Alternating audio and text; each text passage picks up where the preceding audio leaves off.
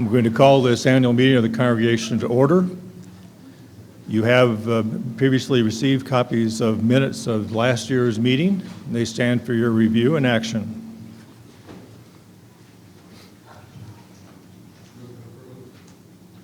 I'll second it. We have a motion from Ron Warfield to approve and Janet Iverson second. Any questions or comments? All in favor, aye. Aye. Any opposed? Thank you. I'm going to call Ryan Iverson to the podium with the report of the nominating committee.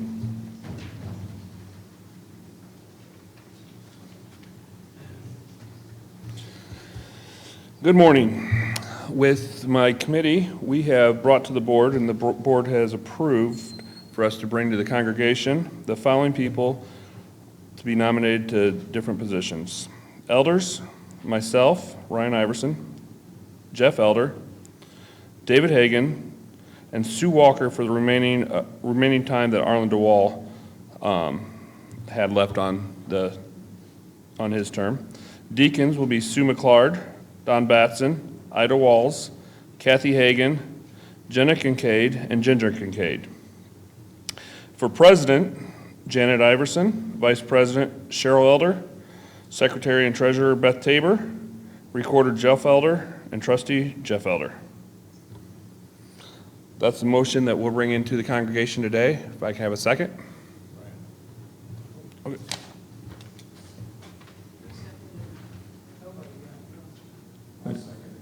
Correction that the officers actually are voted on by the board itself. So what we'll be voting on would be what comes from the board would be the slate for the trustee, the deacons, and the elders. That would be what came from the board.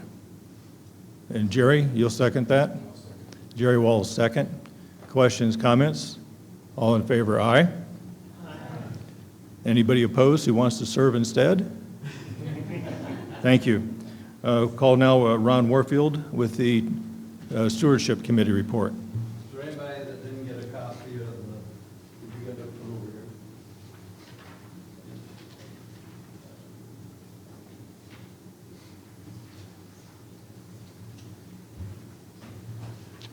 Thank you, David. I'd first of all like to say, since I'm up here, I have the opportunity, thank you for David Hagan for the years of service that he's had. I don't know how many it's been in presidents. Too many. Too many. But thank you for the time, the commitment, and the dedication to this church and a lot of things that have had to go on. And so show our appreciation for his service for the time.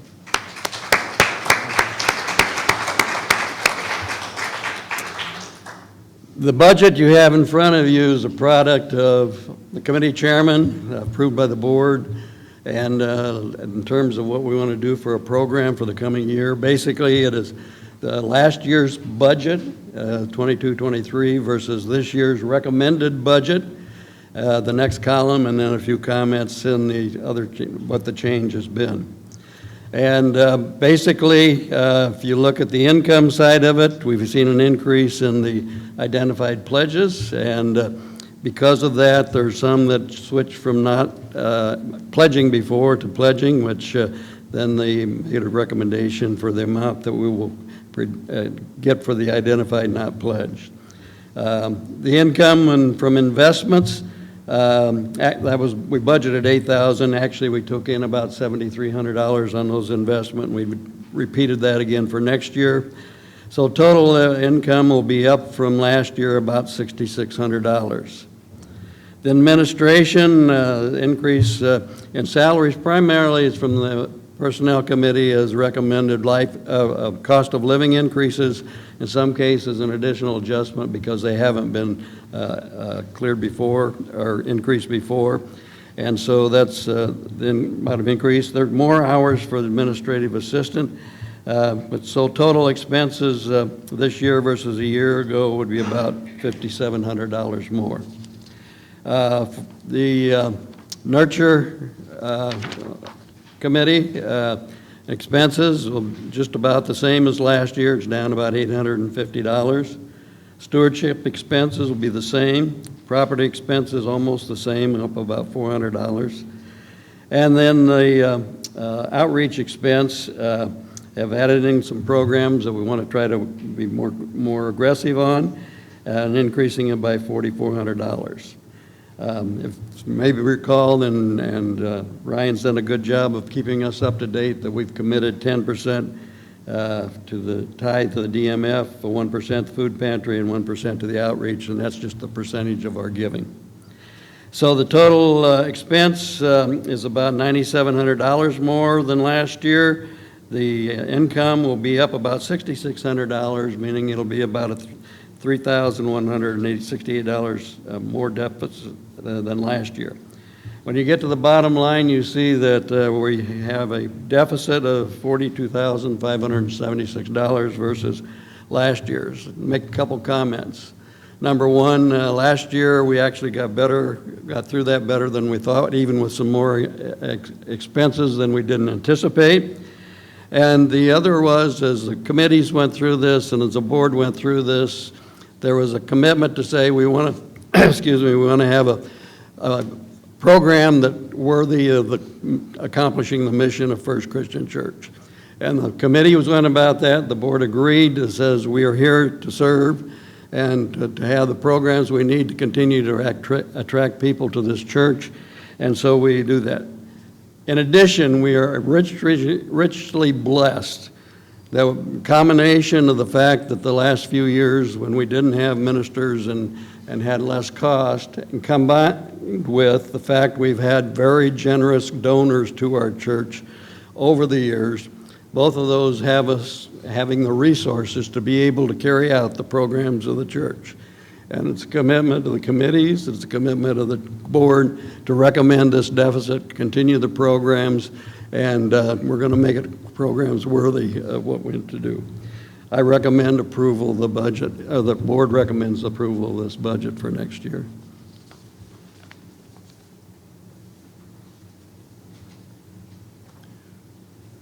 So you have before you the budget has voted on and sent to you by the board. That comes as a motion from the board. We have a second from Matt Barnard. Do we have any questions about the budget going forward? Hearing none, all in favor, aye. Aye. Opposed, same. Thank you. Jeff, are you going to bring a report from the trustees, please?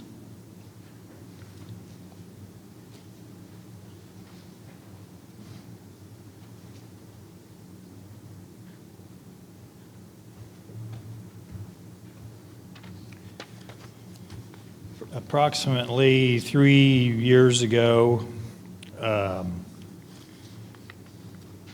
the board approved the way we invested money. We now have what we call long-term funds, and these are invested over in Indianapolis with the main office. And we have short-term funds. Some of those are over in Indianapolis in different areas, and some are here in Gibson City. The main difference is long-term funds are meant to be long-term funds. They were meant to be actually not used, if at all possible. We do get a percentage of that back quarterly from Indianapolis, and it goes into our general fund. In order to access the long-term funds, the board agreed that we have to have board approval and congregational approval to tap into the long-term funds. Short-term funds, we also have some, like I said, some are in Indy, some are in Gibson. We can tap into those if we need them with board approval. At this time, we do have enough in the short-term funds to cover that deficit if we indeed have that big of a deficit. Traditionally, this congregation has been over budgeted we have come in over budget on our income and under budget on our expenses, which is to be commended. So we can cover this deficit, but not forever. I mean, you know, we have enough for a while. That is kind of the report on the funds, and with the long-term funds, as anybody knows, it has money invested in the last 3 or 4 years. It's kind of been, it's like this and like this and like this and like this. It's not this. So I guess maybe patience is the word with that, with the long-term funds. Anybody have any questions? If I don't know the answer, I'll find somebody that does.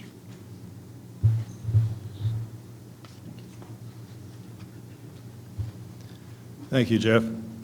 I want to take a moment to recognize those folks who have served as committee chair in the last year, because the board chair's job would be impossible to do without good people working on the committees.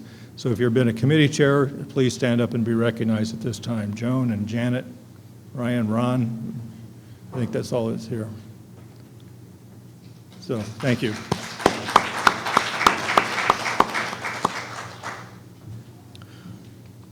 On April 1st, we had what we called a strategic retreat. It was moderated by Pastor Alex Ruth, the regional associate minister who was here a few weeks ago and filled the pulpit, the tall guy you might remember being here.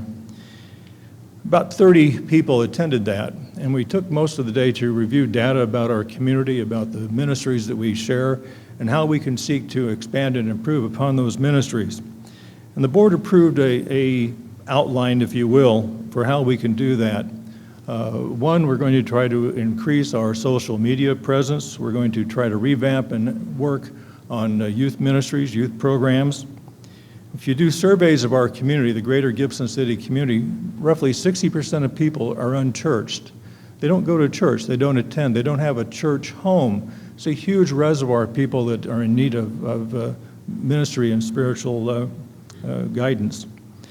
Some of those are people who maybe came here at one point and now have left. Perhaps they didn't come back after the pandemic. But we're going to make an effort to reach out to some of those folks. We're going to focus on reaching out to families as well as single parents. We're going to focus somewhat on mental health issues and life skills. Those are the tenets of the foundational approach that the next board will take in trying to expand the ministries of First Christian Church. One comment, though, is that this can't be just the work of committee chairs or 4 or 5 very dedicated people. It's going to take a lot of effort to do some of these things. Now, that doesn't mean that everybody has to be on every single effort. But if you hear of an outreach program, if you hear of a ministry that speaks to you, step up. Your services will be needed, and I think you'll be rewarded. Is there any other business to come before the congregation at this time? As I say repeatedly at the board meeting, the chair always welcomes a motion to adjourn. Sue Walker is being recognized as the motion to adjourn. Jerry Walls will second. And at the end of that, I would ask that the elders, newly elected or continuing elders, meet in the chapel, and the deacons meet in the fellowship hall. Conduct the business of electing their respective representatives to serve on next year's board for the board meeting in July, the second Sunday of July. Are there any other comments or questions? All in favor of the motion to adjourn, aye. Opposed, same. Thank you.